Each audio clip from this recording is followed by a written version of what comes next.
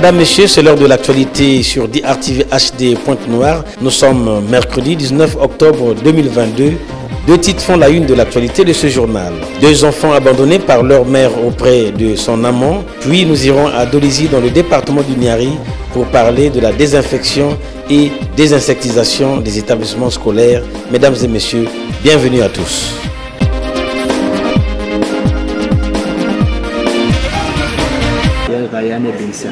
Deux enfants de sexe opposé, dont Ryan, le garçon âgé d'environ 2 ans et demi, et Benicia, une fille d'une année, sont depuis 2 semaines abandonnés par leur mère auprès de Aldrich Massala, son amant au quartier Timamba à Pointe-Noire. Merveille, mère biologique de ces enfants, est dans la nature sans se soucier de sa progéniture. L'histoire entre Merveille, dont nous n'avons aucune image, et Aldrich Massala, congolais d'une trentaine révolue, remonte de 4 mois. Les deux ont fait connaissance dans un dancing bar de Ngoyo lorsque Aldrich, boulanger de par sa formation professionnelle, revenait de son job. Les jours suivants, de façon isolée, Merveille a présenté tour à tour ses enfants à son prétendant, lequel a accepté de vivre avec pour former une famille car lui-même n'ayant biologiquement aucun enfant. Après la déserte du foyer de Merveille, Aldrich a gardé espoir 15 jours durant, attendant le retour de sa dulcinée. La difficulté étant présente, Aldrich, au service de ses enfants, ne pouvait plus aller à son boulot. De là, il a épuisé sa petite économie, ce qui a valu sa présence ce mardi 18 octobre 2022 au service social de Lumumba. Brigitte Bakomba, assistante sociale. Je l'ai trouvé au bureau avec ses 2 enfants, alors je lui ai posé la question, qu'est-ce qui vous emmène? C'est là où il va me dire qu'il a trouvé une copine dans un bar, il s'est intéressé à la copine.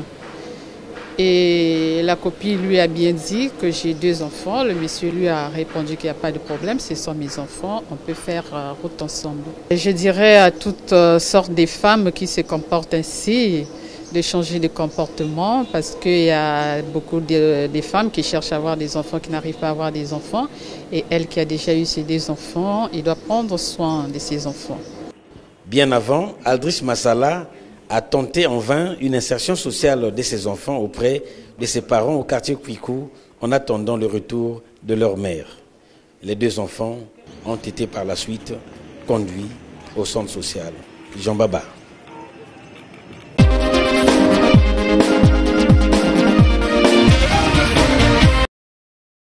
À quelques 20 km à l'est de Pointe-Noire est situé le village Liambou. Ce patrimoine foncier appartient bel et bien à la famille Tchingassi, laquelle revendique ses terres en faisant une mise au point à travers Émile Jean-Marie Luemba, mandataire de la dite famille. Je ne sais vraiment pas si les principes de l'État sont respectés par certains citoyens. C'est bien l'État qui m'a remis les dossiers relatifs à notre propriété. Mais ici, à Liambou, n'importe quel terrien fait ce qui lui vient à l'esprit. C'est bien dommage. Le ministre en charge du cadastre maîtrise bien la situation des terres de Liambou. C'est bien lui qui a signé nos documents de propriété. L'État ne peut pas ça comme un dossier.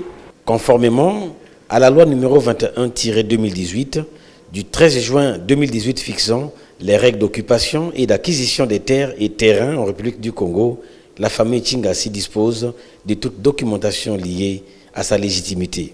Celui qui est le mandataire, c'est lui qui a tous les papiers, l'arrêté, le décret présidentiel, le droit foncier coutumier à son nom. Celui qui est le mandataire, il n'a rien touché. Jusqu'à nos jours, il n'a jamais touché même un franc. C'est toujours les imposteurs qui touchent. Si le pauvre veut payer, il n'a qu'à prendre l'argent, il n'a qu'à remettre au séquestre, comme nous avons demandé au tribunal. Pour M. Ngamaba, au niveau du tribunal, il y a eu une ordonnance qui était sortie à l'encontre de M. Ngamaba pour l'arrêt des travaux. Mais il n'a pas respecté cette ordonnance-là. Le voilà acheminé ses travaux et du coup on entend qu'ils sont allés faire inaugurer les cimetières, alors que ce n'est pas bon. Une situation qui relance le dossier des litiges fonciers dans plusieurs localités du littoral en République du Congo.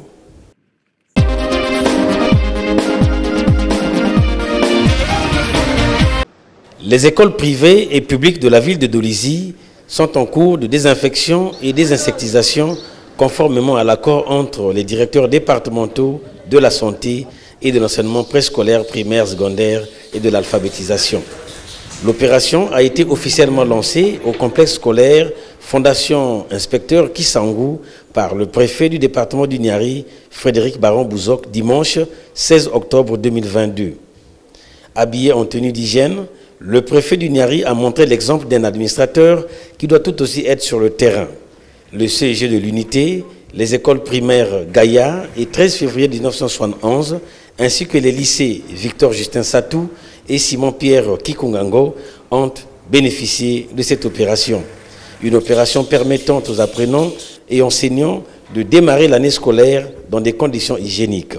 La prévention demeure un des grands piliers de la santé. Le ministre Moukouki nous a prescrit de manière tout à fait ferme l'accélération de la mise en œuvre des soins de santé primaires dans nos départements. Et comme vous le savez, le premier point dans le cadre de la santé, c'est la prévention.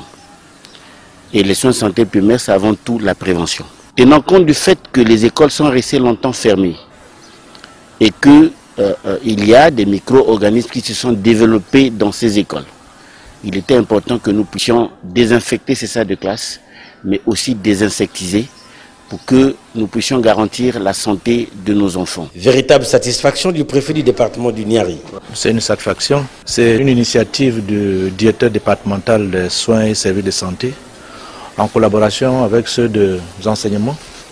Ils ont pensé que nous devrions désinfecter les établissements scolaires parce que nous avons fait près de 3 mois sans que les enfants soient dans ces classes-là.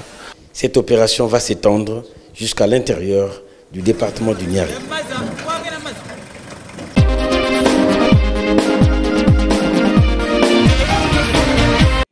Les travaux de la consultation départementale du Kouilou, inscrits dans le cadre des États généraux de l'éducation nationale, de la formation et de la recherche, ont été lancés ce jeudi 13 octobre 2022 par le préfet du département du Kouilou, Paul Adondibouilou.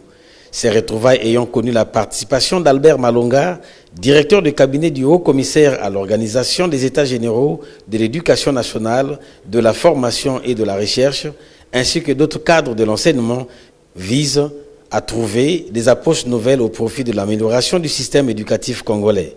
2 temps forts ont constitué la toile de fond de la cérémonie. Le mot de bienvenue du sous-préfet de Luango, Alphonse Koutana, puis le discours de lancement des travaux du préfet du Kouilou.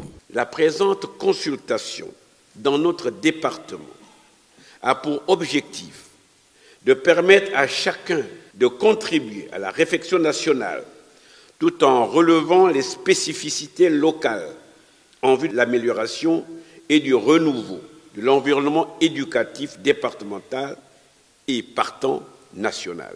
Comme le révèle l'analyse de la situation faite dans le cadre du plan de développement local du Kouilou, plusieurs mots minent le système éducatif du Kouilou, dont la symétrie de la carte scolaire, le déficit quantitatif et qualitatif du personnel, aussi bien enseignant, administratif que d'encadrement, notamment des inspecteurs, le sous-équipement des établissements existants, ainsi que le manque de financement adéquat. Il s'agira donc au cours de nos travaux de répondre à 2 questions essentielles, à savoir pourquoi les problèmes de notre système éducatif perdurent-ils? Que faut-il faire pour les résoudre durablement? Cette consultation départementale vise à recueillir les besoins réels exprimés par les communautés éducatives ainsi que les parties prenantes de chaque département.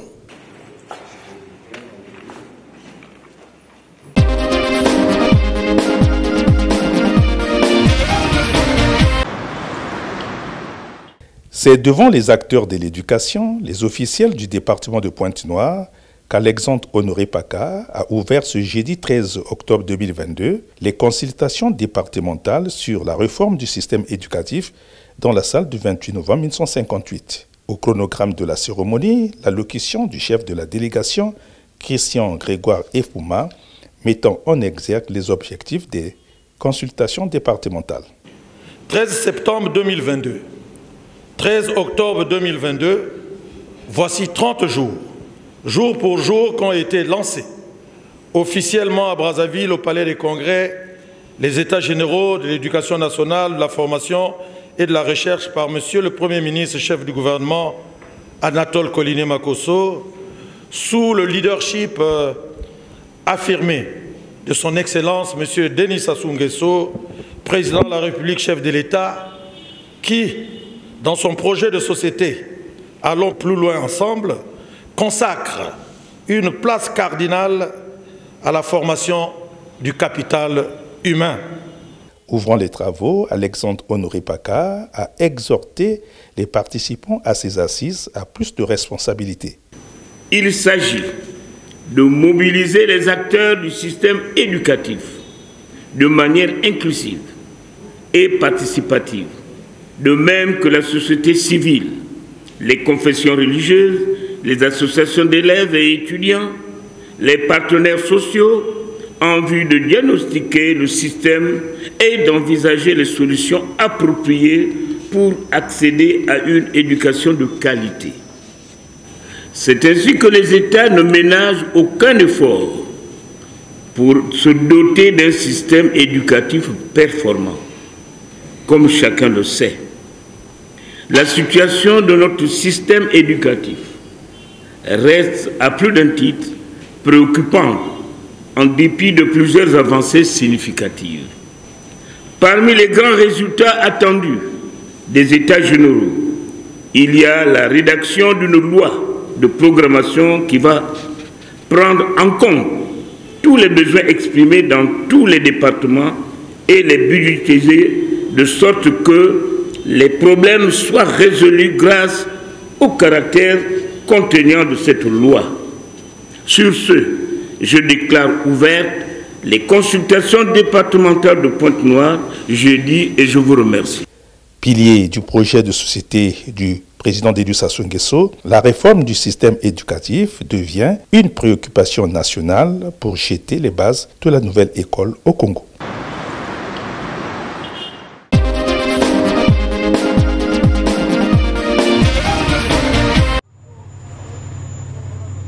C'est sur la thématique de la pêche illicite non réglementée que s'est tenu en haute mer congolaise à Pointe-Noire l'exercice Grand African Nemo 2022, jeudi 13 octobre.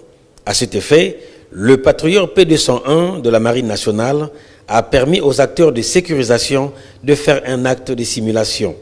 Exercice matérialisé par le redoublement d'efforts des marins en phase de démonstration de riposte navale face aux menaces des eaux continentales et du golfe de Guinée. C'est finalement après 4 heures d'exercice militaire que le patrouilleur P201 de la Marine nationale a accosté au quai D du port autonome de Pointe-Noire. Un exercice ayant donné l'occasion aux marins congolais et leurs partenaires opérant dans l'action de l'État en mer et dans les eaux continentales de booster leur capacité opérationnelle dans le golfe de Guinée.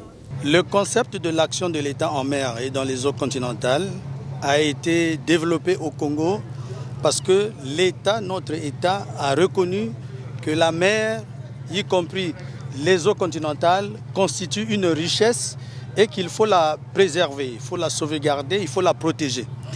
Et donc, dans ce cadre-là, on a mis en place ce qu'on appelle le comité interministériel de l'action de l'État en mer et dans les eaux continentale. Et ce concept n'est autre que la mise en commun de tous les moyens de l'État qui ont des prérogatives en mer, sur fleuves, sur lacs, les cours d'eau, etc. C'est une opportunité de partage pour les différentes marines ayant participé à cet exercice. Nous ne pouvons avoir qu'une appréciation très positive, étant entendu que chaque fois que nous avons des exercices, chaque fois que nous avons demandé à nos compagnons des différentes administrations de se retrouver pour que nous parlions des sujets d'intérêt commun qui concernent la sécurité et la sûreté maritime, tant particulièrement en mer ou fleuve, ils ont toujours répondu présent. Et pour nous, c'est une sacrée aubaine qu'au niveau de notre État, de notre gouvernement, qu'on ait créé des facilités pour que les différents cadres des différentes administrations puissent se retrouver régulièrement, échanger et proposer une démarche qui permette au gouvernement d'assumer pleinement sa responsabilité dans le cadre de la sécurité et la sûreté de notre domaine maritime et dans les eaux continentales. Et pour nous, c'est une bonne plateforme et qu'on espère la rendre assez pérenne pour le bien du plus grand nombre. On rappelle, cet exercice tenu dans la zone militaire de défense numéro 1 s'est soldé par une mise au point en présence des autorités politico-administratives de Pointe-Noire et du Kouilou.